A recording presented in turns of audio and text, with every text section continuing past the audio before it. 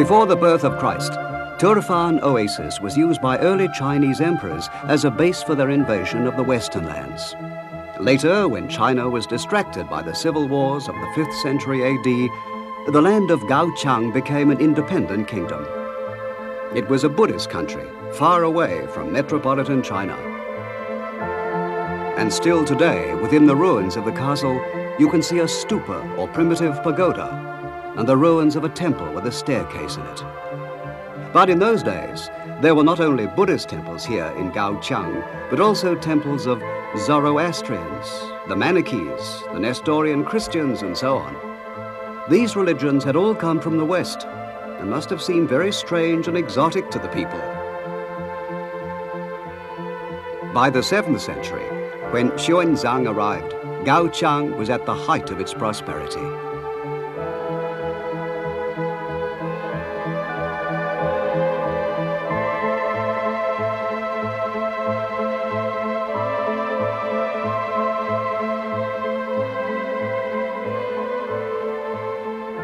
He was warmly welcomed by the king, in spite of the Chinese prejudice against travel, and stayed for a month. Every day, the people came to hear him preach the word of Buddha.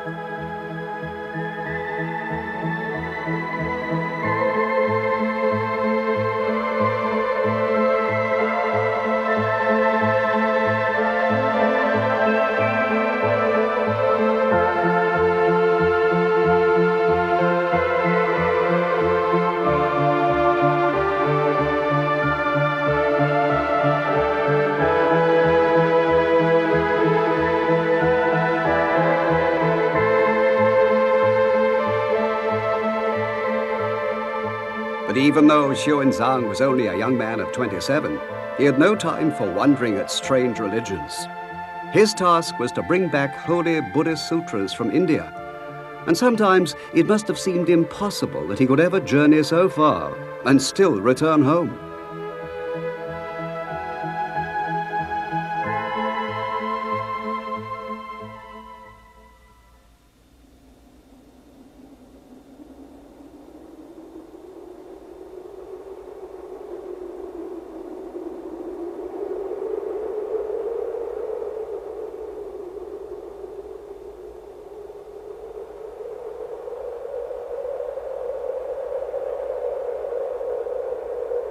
"13 years after he had left Turfan for India, he passed through again on his way home. But the old land of Gaoqiang was no more. The great Chinese army had invaded because the Tang emperor feared that this distant country would try to control and profit from the traffic on the Silk Road.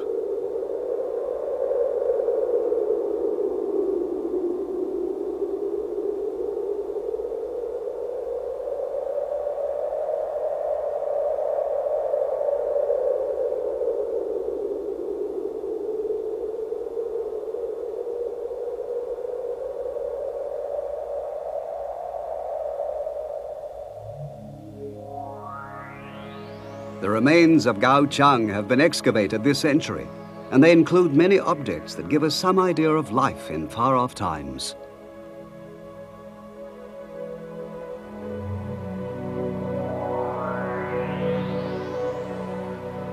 This figure of an official has a truly terrifying face.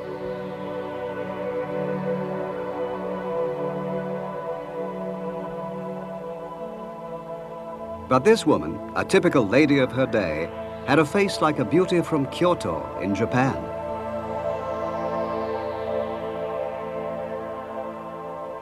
Merchants from the western lands with prominent noses must have been common sights in the town.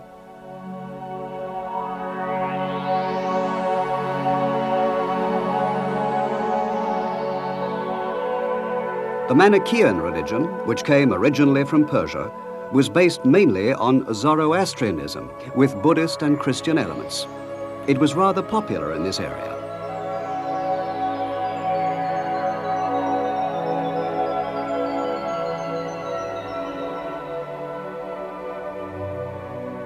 There were also Nestorian Christian missionaries escaping from persecution in the West. Their faces are like those of Turks, but their clothes look more local.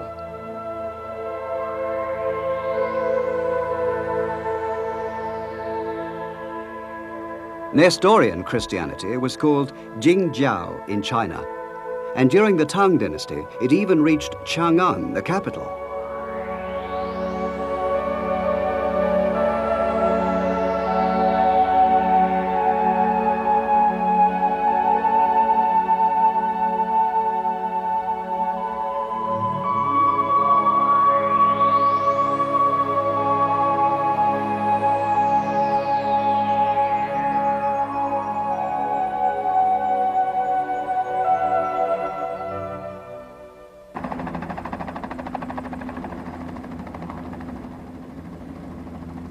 The western part of the Turfan basin was protected by Jiaohe Castle.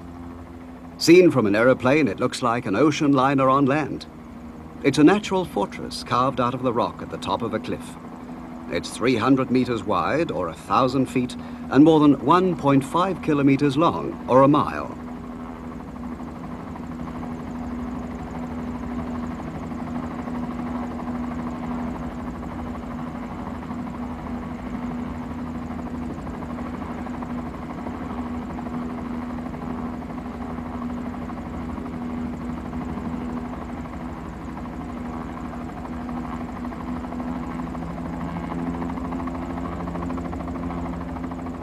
When the Chinese had defeated Gao Cheng, they founded citadels to protect their borders, from which they could administer the western lands. In Tang, China, a castle was more like a walled city.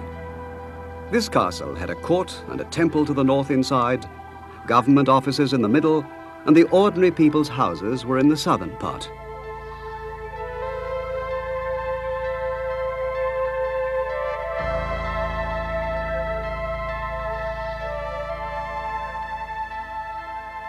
According to the records of the Tang dynasty, 7,000 people lived within the walls.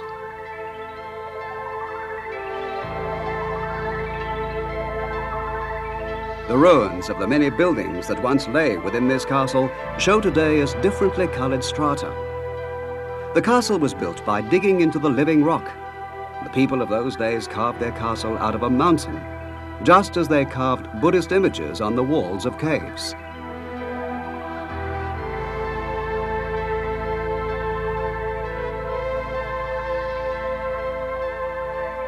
Today, you can still almost sense the presence of the ancient builders.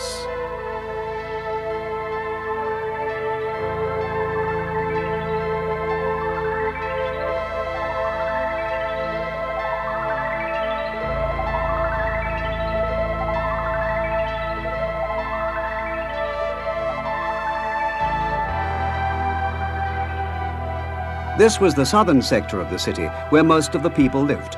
We should call it downtown nowadays. The officials appointed by the Tang emperors were, of course, Chinese, but most of the other inhabitants were from different races. We know from surviving documents that people with Iranian and Turkish names lived here, and there must have been representatives of other races as well.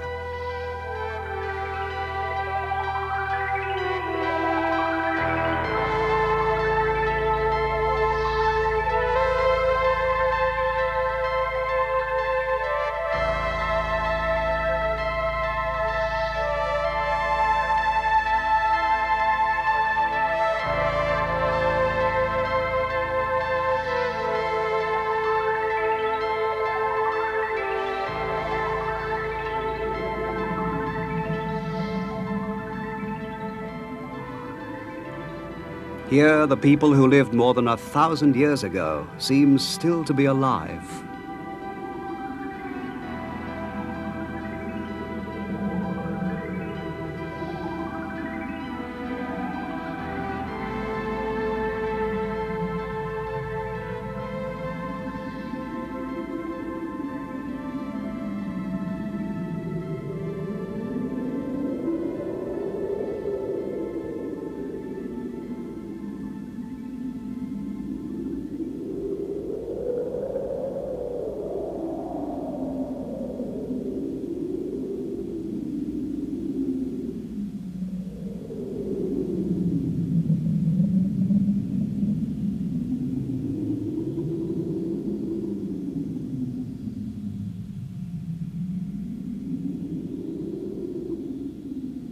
The places where they did their cooking can still be clearly seen.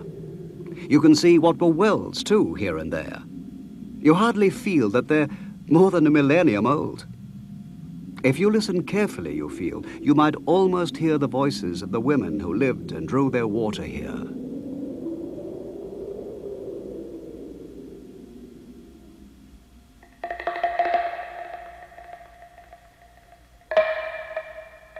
This is a picture of a farmer's life that's been excavated in Turfan.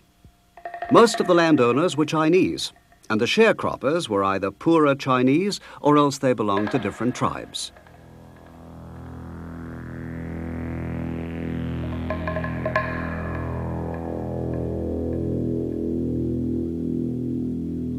According to the records, sharecroppers had to pay taxes every year, whatever their crop was like.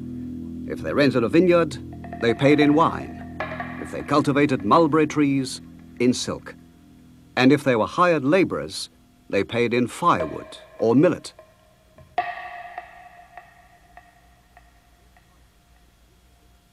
This contract is beautifully written in Chinese characters.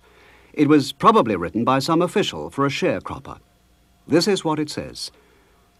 I will cultivate rice and barley on the land I have received. I will pay the tax after the harvest in the autumn. And if I can't pay, I will offer my wife and children as compensation. In those days, even a 10-year-old child was a useful worker.